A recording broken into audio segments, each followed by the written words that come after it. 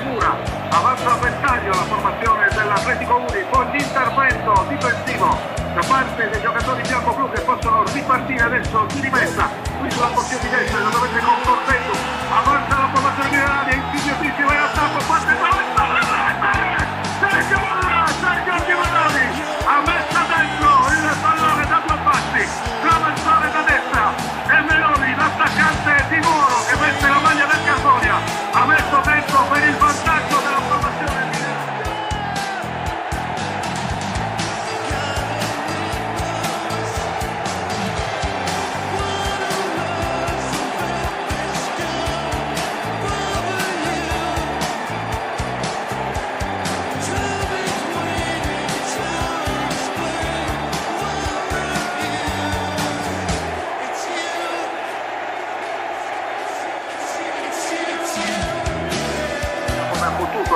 verso la parte mediana del campo, ancora un batti e ribatti, si gioca adesso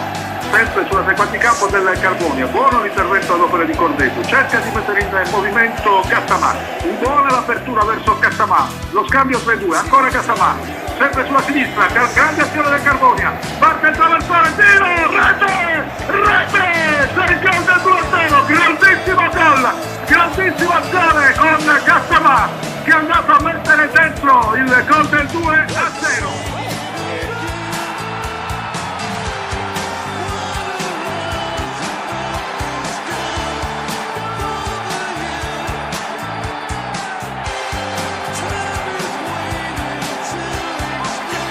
Un po' pasticcio alla stessa propria di rigore, ma poi si passano con Cordeto, pallone diventato a Meloni, finisce a terra l'attaccante del Carbonia, calcio di punizione alla stessa della fascia all'interno del cerchio di centrocampo per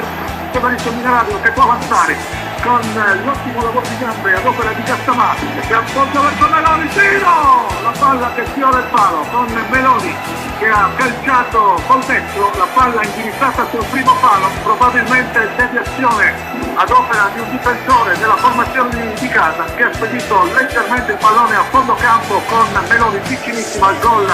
del 3-1, mentre chiaramente qui continua incessante la pioggia, calcio dalla Basissina per la formazione mineraria, parte lo schiovente in aria, stacca di testa, gol del Galetto, bellissimo, ha staccato di testa e ha mandato il pallone a fil di palo, esultano i giocatori bianco,